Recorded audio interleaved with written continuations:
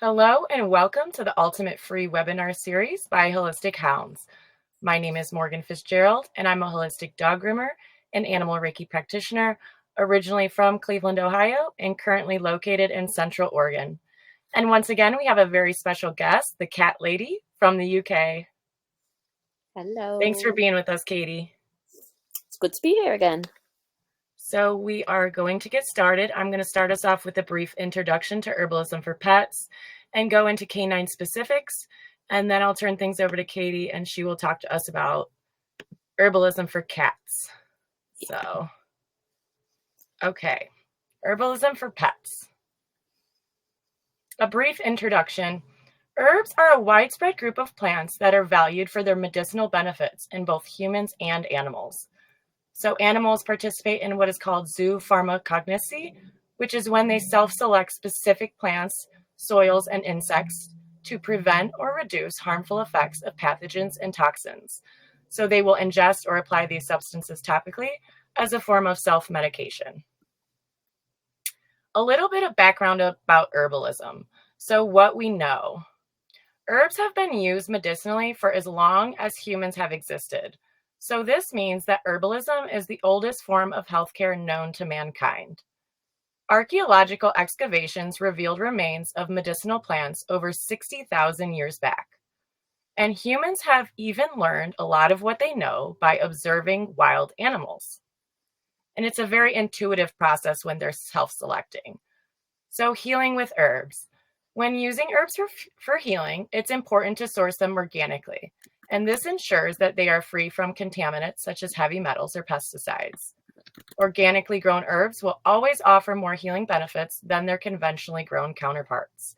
And growing herbs yourself at home is easy, affordable, and empowering.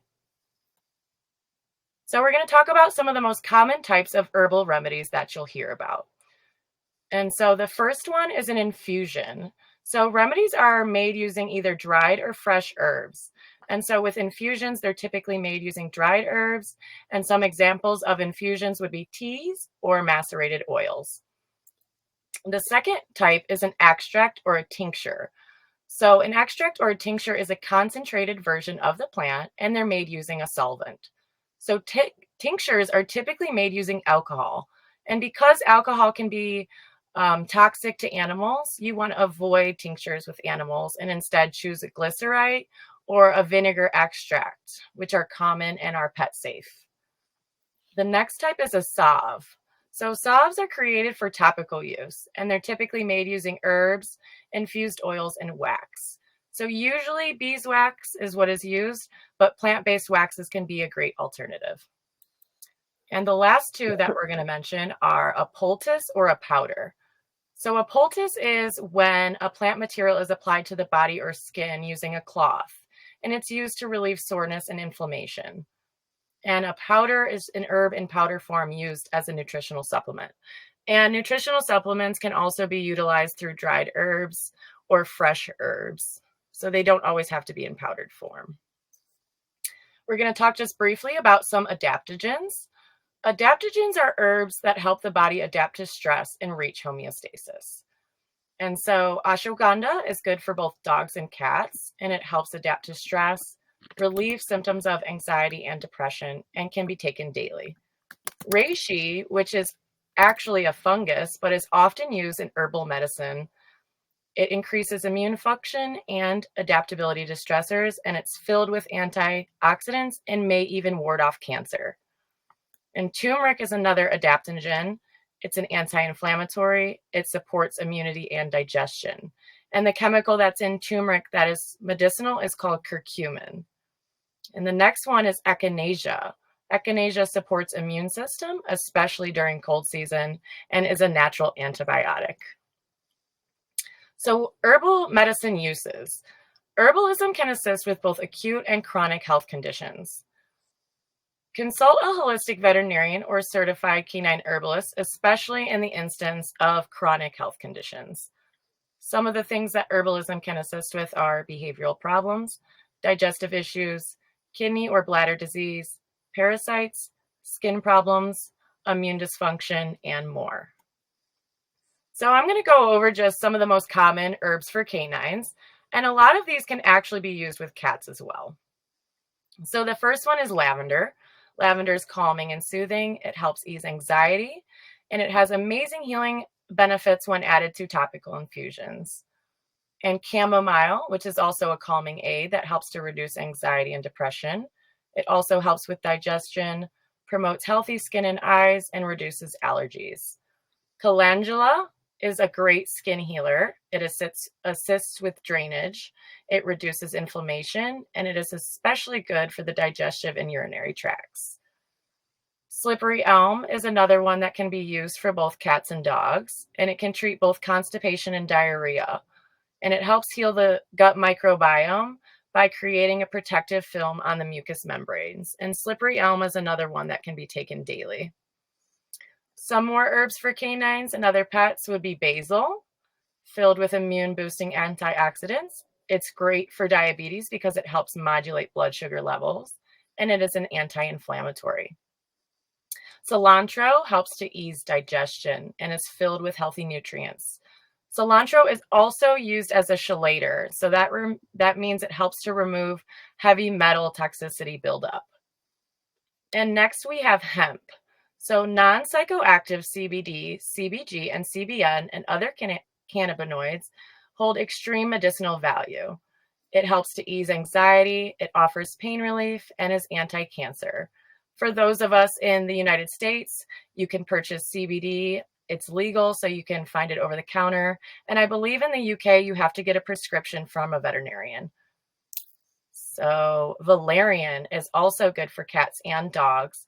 It helps reduce anxiety, helps regulate emotions, and reduces hyperactivity and decreases stress. Just before you move on, for UK people, cilantro is coriander. Okay. Yeah, those two words are used interchangeably. Yeah, we don't use cilantro in the UK, so just making Oh, sure. that's As I had to interesting. Google it, I was like, which one is that again? Oh, yeah, thank you. So in conclusion, herbs for pets, they work synergistically. And so many pharmaceutical drugs try to mimic the effects of herbs, but because herbs work synergistically, they cannot be mimicked. And the key takeaway here is that herbs have amazing healing benefits for animals and people alike. Just remember to source all herbal and botanical substances from an organic source so that you can get the most out of the herb.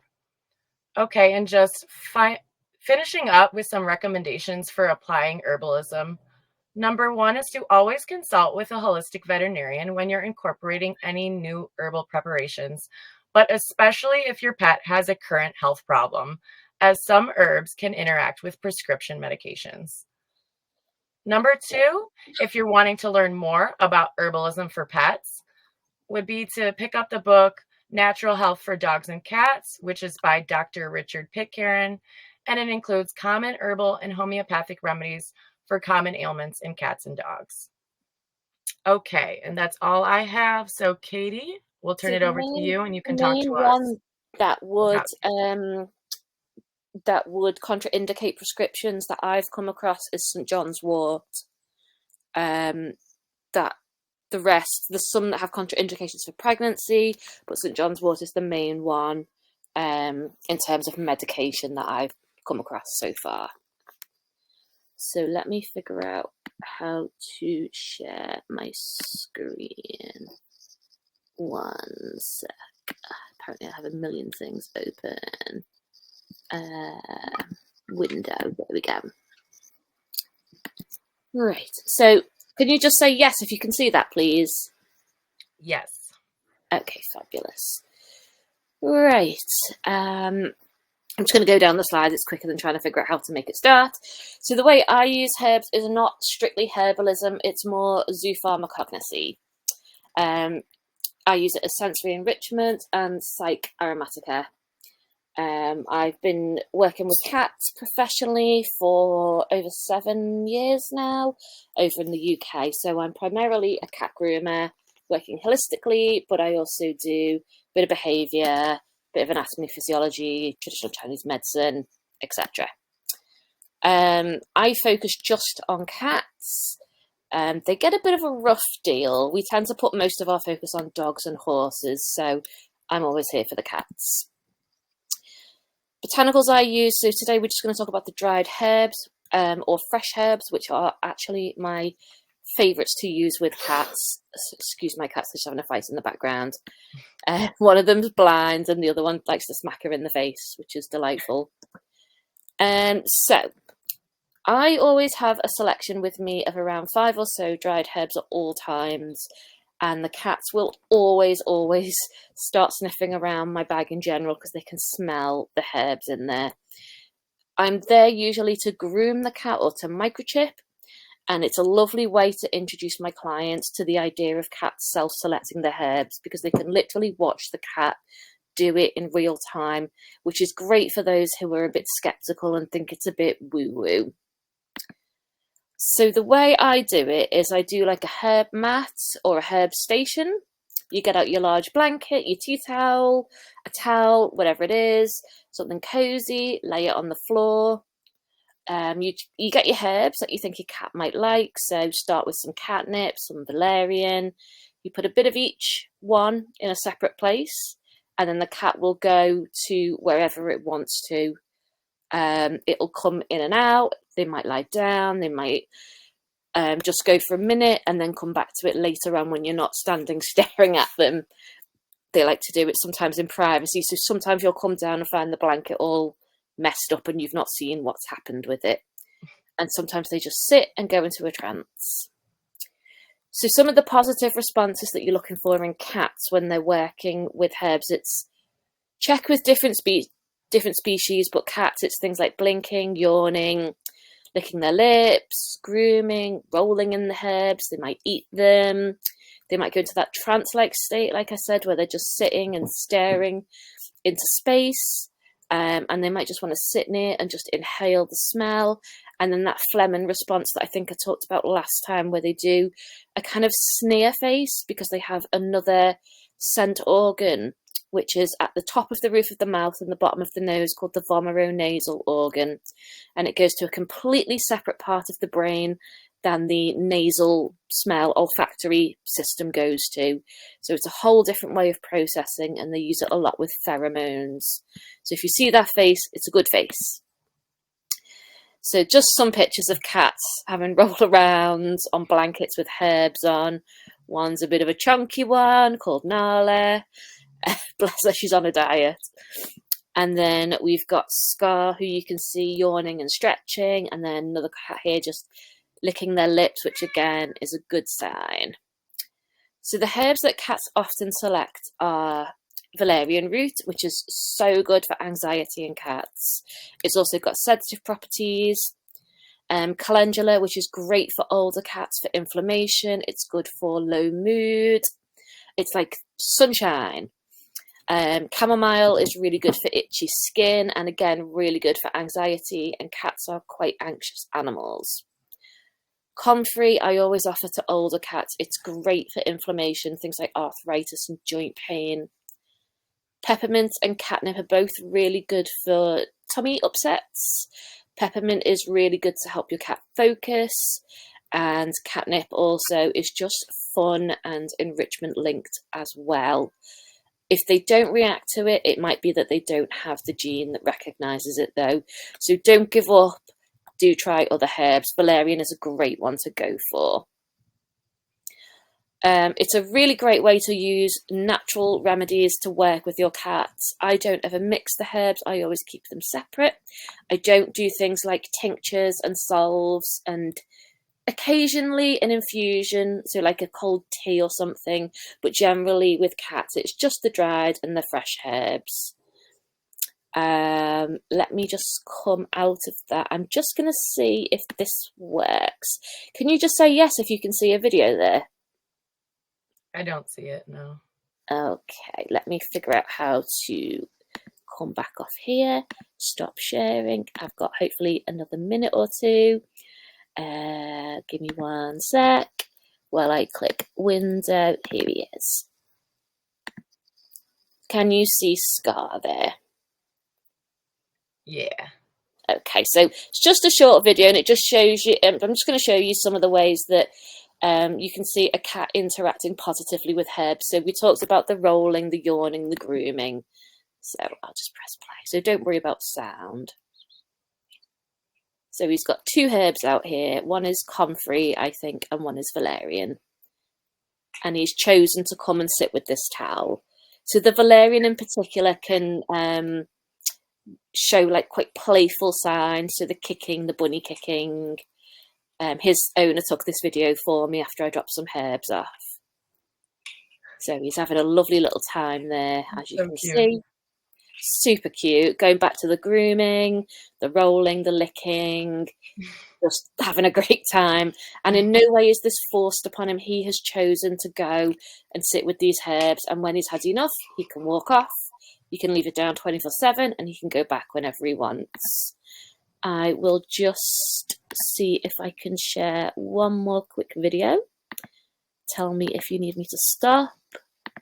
So this will hopefully be Princess Elizabeth. Can you see a black and white cat? Yep.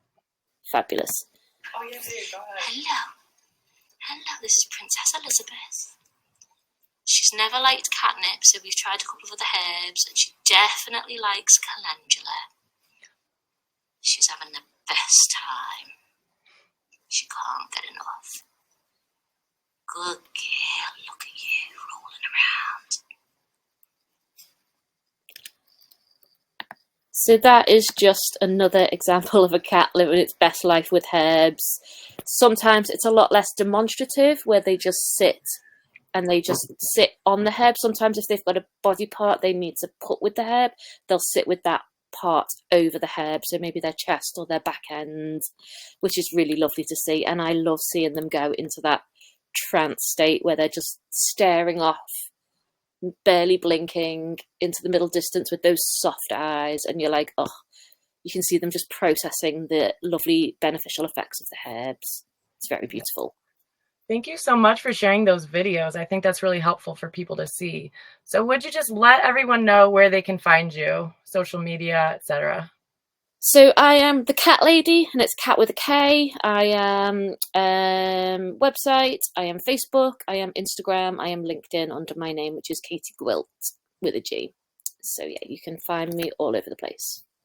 Awesome. Thank you so much for being with us today. And if you want to learn more, you can visit my website. It's www.wholistichounds.dog, and that's holistic with a W. And otherwise, you can stay tuned for the next webinar in the series, which is all about homeopathy. So thank you again, Katie, for being with us today. Anytime. And thank you, viewers. Everyone have a great day. Thanks, guys. Bye.